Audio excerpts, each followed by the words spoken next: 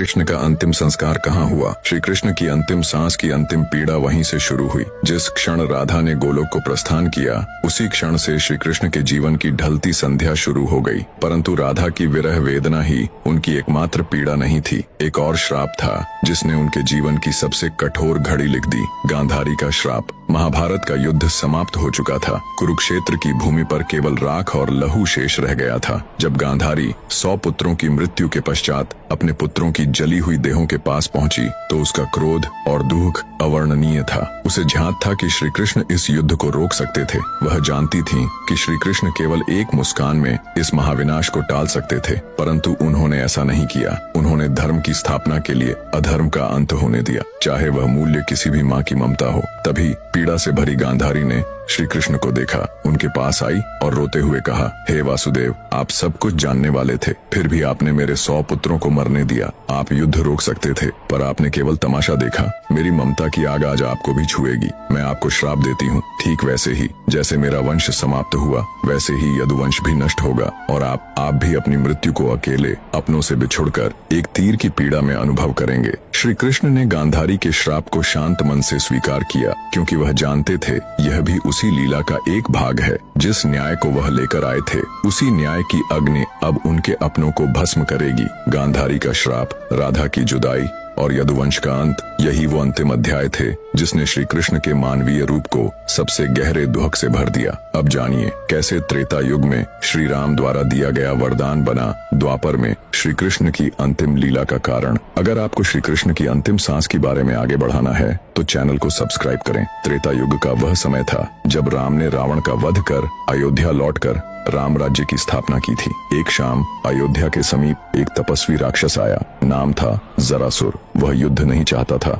न ही प्रतिशोध, वो सिर्फ एक उत्तर चाहता था। जरासुर ने राम से कहा, प्रभु, आपने धर्म के लिए असुरों का नाश किया, लेकिन क्या कभी मैं भी आपकी परीक्षा ले पाऊंगा? क्या मुझे कभी वह अवसर मिलेगा जब मैं आपके मार्ग में अंतिम बाधा बनूं? राम ने मुस्कुराकर उसकी ओर देखा। वो कोई साधारण प्रश्न नहीं था और राम कोई साधारण उत्तर नहीं देने वाले थे।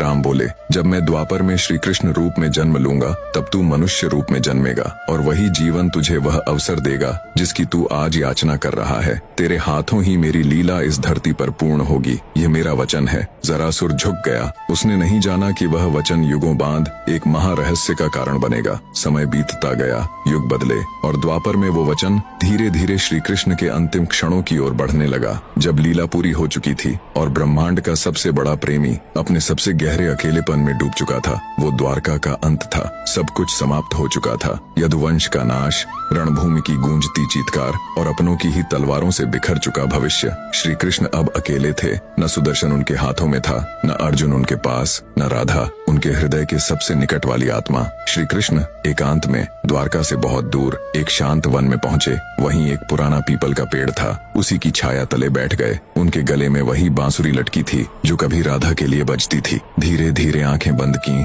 और बांसुरी के सुर हवा में बहने लगे। सुरों में वेदना थी, तड़प थी और राधा के नाम की पुकार। उनकी उंगलियां कंपन कर रही थीं, लेकिन राग राधा का ही था। दूर, बहुत दूर गोलोक में राधा बैठी थी, परम धाम की ऊंची सीढ़ियों पर। जैसे ही उस बांसुरी का स्वर वहां पहुंचा, राधा की आंखों से अश्रुधारा बह चली। उन्होंने देखा कृष्ण अकेले हैं। प्रेम की वो दिव्य मूर्ति जिसने सारे संसार को मोह से मुक्त किया, आज स्वयं मोह योग में डूबा हुआ है। राधा ने कांपती आंखों से कृष्ण की ओर हाथ बढ़ाया, पर वे उन्हें छू नहीं सकती थीं। गोलोक की देवी, परम ब्रह्म स्वरूपा राधा, जिसे सारा ब्रह्मांड पूजता है, आज कृष्ण के दुख के सामने असहाय हो चुकी थी। प्रभु, अब बस कीजिए, राधा की आत्मा ने रोते हुए कहा। मुझे वापस आने दीजिए। मैं फिर से आपकी बांसुरी के सुर बनकर लौटूंगी। मैं फिर से वृंदावन की कूंजों में बहूंगी। पर मुझे यह अकेलापन नहीं देखा जाता। पर कृष्ण मौन थे। बांसुरी बंद नहीं हुई, बस स्वर धीमे हो गए, जैसे किसी नदी की अंतिम लहरें पत्थरों से टकराकर थक चुकी हों। आकाश स्तब्ध था,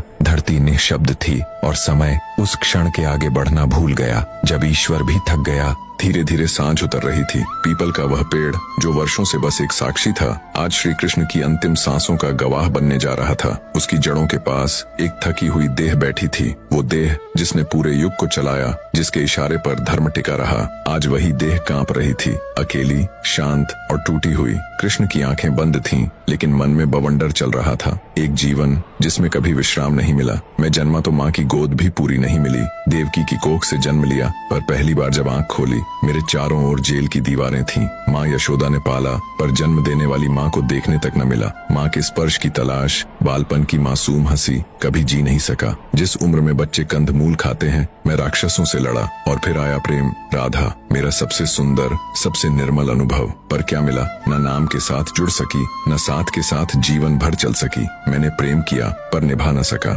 हर जन्म में उससे बिछड़ना लिखा था। क्या यही प्रेम था? मैं राधा को छोड़ आया, वृंदावन को छोड़ आया और पीछे छूट गया मेरा मन, मेरा बचपन। बचपन से ही कंधों पर समाज, युद्ध, न्याय, धर्म का भार था। कभी द्रौपदी के चीर की रक्षा, कभी अर्जुन की मोह में डूबती बुद्धि को जागृत करना। महाभारत लड़ा, लेकिन क्या पाया? हर अपनों को खो दिया। कर्ण जो भाई था मारा गया। भीष्म जिनसे नीति सीखी, शरशैया पर छोड़ना पड़ा। द्रोण जिनसे ज्ञान पाया, रण में गिरा दिया। पितामहों को, भाइयों को, पुत्रों को, सबको मिटा दिया। मैंने धर्म बचाया पर अपना ही कुल नहीं बचा पाया। यदुवंश, अपनों के हाथों अपनों का वध, मैंने सब खो दिया। आज न बलराम है, न सुदामा, न अर्जुन, न राधा, न वो वृंदावन। मेरे पास है तो सिर्फ एक बांसुरी, जिसे अब सुनाने को कोई कान नहीं। अब जब बजाता हूँ तो हर स्वर में राधा की याद तड़प बनकर लौटती है। आज मैं थक गया हूँ दुनिया को समझाते समझाते। प्रेम किया, छोड़ना पड़ा। माता मिली, दूर हो गई। भाई मिले, युद्ध में खो दिए। राज मिला, पर सुख कभी न आया।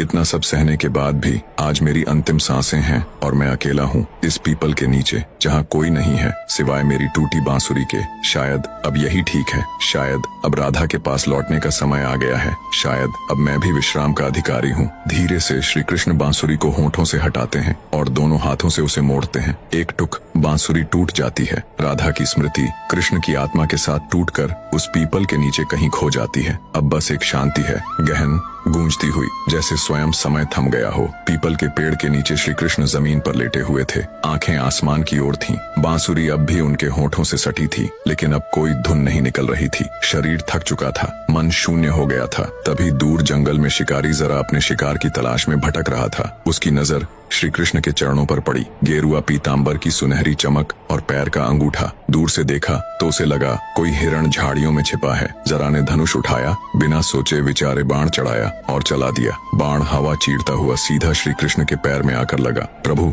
मुझसे बहुत बड़ा अपराध हो गया, मैं अपराधी हूँ। श्री कृष्ण ने थके स्वर में कहा, उठो जरा, तुमने अपना कर्म किया है। ये वही समय था जब मुझे अपना शरीर त्यागना था। ये तुम्हारा नहीं, मेरे कर्मों का फल था। तुम बस निमित्त बने। जरा फूट फूट कर रोने लगा। श्री कृष्ण ने आंखें बंद की।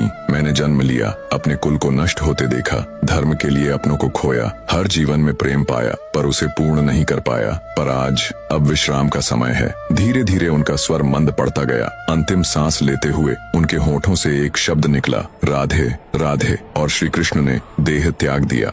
देखिए भाग 3 में कैसे हुआ श्री कृष्ण का अंतिम संस्कार। वो दृश्य जो आपकी रूह को झकझोर देगा।